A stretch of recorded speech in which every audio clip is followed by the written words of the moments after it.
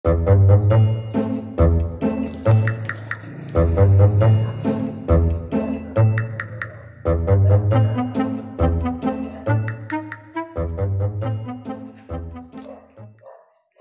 araw sa inyong lahat. Ako nga pala si Linerk Makim Diatiga. Hindi kayang tumbasan ng kahit anong salapi, kung ano ang namamagitan dito sa ating dalawa. At ngayon, tatalakayin natin ang buod ng Module 2 at Module 3. Tara at magsimula sa Module 2, ang dula mula sa England. Una sa lahat, may idea ba kayo kung ano ang dula? Ikaw, may idea ka ba? Well, ang dula ay salitang galing sa Griego na ibig sabihin ay drama. Ito ay isang akdang pampanitikan na itinatanghal sa entablado. Bakit nga ba mahalaga ang dula? Mahalaga ito dahil nagbibigay ito ng aral sa mga manonood at naipapakita nito ang natural na emosyon ng mga eksena at nagbibigay ito ng aliw sa mga manonood. Ang dula ay mayroong mga bahagi. Tara't tukuyin natin ang bawat isa.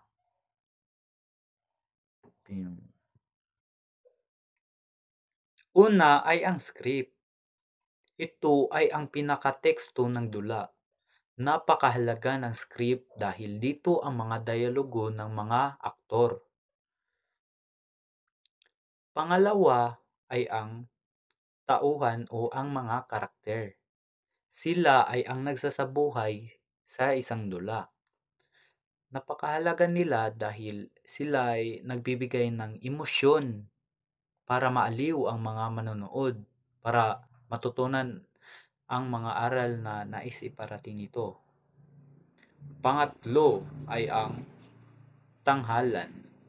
Ang tanghalan ay anumang puok na pinagpasyahang pagtanghalan ng isang dula. So, halimbawa nito ay ang isang entablado. So, dito, nakaset na ang lahat, makikita ng mga manunod na ang tanghalan ay nababagay ba sa mga eksena na ina-aksyon ng mga aktor. So, ang pang-apat is ang director. So, napakahalaga ng director dahil siya ang nagda-director sa lahat ng mga mangyayari sa isang dula. Panghuli ay ang mga manunood. Sila ang nanonood sa isang dula. Walang kwenta ang isang dula kung walang mga manunood. At yun lang ang mga bahagi ng isang dula.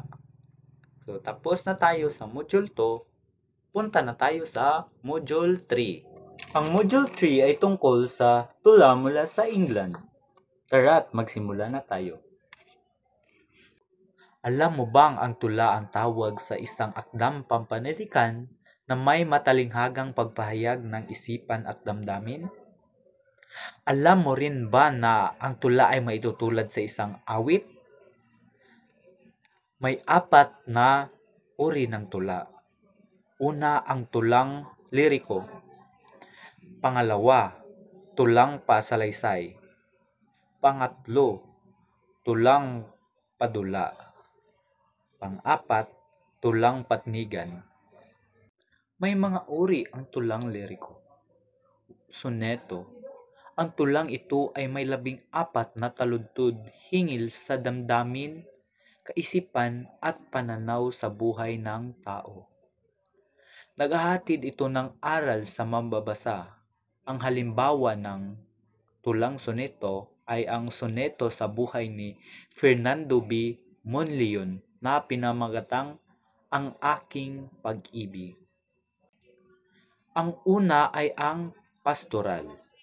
Hindi lamang tungkol sa buhay ng isang pastol at nagpapastol. Ang tulang ito ay pumapaksa at naglalarawan ito sa simpleng paraan ng pamumuhay, pag-ibig at iba pa. Ang halimbawa nito ay ang Hayka sa Buhay ni Milagros B. Macquarie, pinagamatang ang turig ng ligaw na gansa. Pangalawa, ang tulang ilihiya. Ito ang tula na pumapanglaw dahil sa pumapaksa ito sa kalungkutan, kamatayan, at iba pa. Ang halimbawa dito, ang pamana ni Jose Corazon de Jesus. Pangatlo, oda. Ang tulang ito ay ang nagpapahayag ng isang papuri, panaghoy at iba pang uri ng damdamin. Karaniwang tungkol sa papupuri tungkol sa mga nagawa ng dakilang tao, bansa o anumang bagay na maaaring pupurihan. Ang halimbawa ay tumagis si Raquel, manggagawa ni Corazon de Jesus.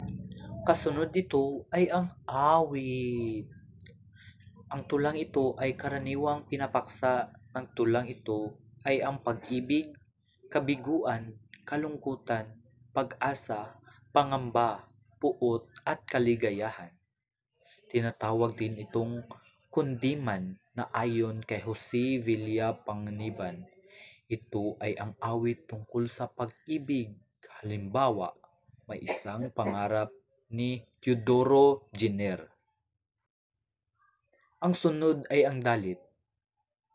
Ito ay ang katutubong tula na may 4 na taludtod sa bawat saknong at may sukat na walu-waluhin. Ito ay awit patungkol sa paglilingkod sa Diyos at pamamanaya sa may layuning tumakila at magpaparangal. So, ang dulang ito ay tungkol sa paglilingkod sa Diyos.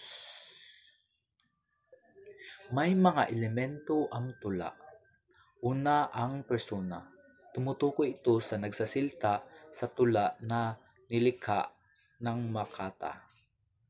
So, ang ibig sabihin nito ay ang persona ay ang siya ang nagpapahayag ng tula, ang nagsasalita ng tula. Pangalawa ay ang imahe. Tumutukoy ito sa larawang diwa na nabubuo sa mambabasa. So, pinapagalaw nito ang guni-guni ng mambabasa. So, ang imahe ay tungkol sa mambabasa kung ano ang maaring epekto nito sa mambabasa. Pangatlo, musikalidad. Nakapokus ito sa forma at paraan ng pagkakasulat ng tula. Nagtataglay ito ng angking melodiya o tunog nararamdaman sa indayog o ritmo. May 3 bahagi ang musikalidad. Una ay ang sukat. Ang sukat ay saklaw nito ang sa bilang ng patnig sa bawat linya o taludtod ng tula. So, ang isang patnig, isang linya sa isang tula. So, meron itong sukat kung ilan ilang taludtod ng tula ang sukat. Sa bawat taludtod may sukat. Pangalawa, tugma. Ito ang pagkakasing tunugan ng mga salita o pagkakapareho ng tunog ng mga huling patnig sa bawat taludtod ng tula. So, tugma, dapat magkatugma ang tunog sa hulihan. So, halimbawa, sa aking lupain doon nagmula lahat ng pagkain nitong ating bansa. So, meron itong tugma dahil ang hulihan nila ay nagmumula na A ang last at lahat na pagkain nitong ating bansa na A din. Huli, ang tuno o indayog. Ipinapabati nito ang paraan ng pagbibigkas ng bawat taludtod ng tula. Ito ang karaniwang pataas o pababa. So, ang tono is kung ang tono mo ba ay patataas o ipapababa mo ba ito. Nagdepende ito sa pagbigkas ng taludtod ng tula. Ang kasunod ay ang pang-4 na elemento ng tula. Ito ay ang wika. Tumutukoy ito sa paggamit ng salita. Maaaring lantad o dilantad ang mga salita. So, ang wika is kung ano ang lingwaheng ginagamit sa isang tula. Pwedeng Tagalog, pwedeng English. So, ang huling elemento ng tula is ang kaisipan o bagong pagtingin sa tula. Ito ay tumutukoy sa kung paano nagkaroon ng bagong pagtingin sa isang bagay na palasak. Meron itong dalawang uri. Una is ang talinghaga. Tumutukoy ito sa matayog na diwang ipinapahiwatig ng Makata. Pangalawa, kariktan. Tumutukoy ito sa malinaw at di malilimutang impresyong nakikintal sa isipan ng mambabasa. Ito ang paglalagay ng mga salitang umaakit o pumupukaw sa damdamin ng mga mambabasa. So, ito ay nagpe-persuade sa mga mambabasa na akit nila ang kanilang damdamin. At doon na po nagtatapos ang mga elemento ng tula.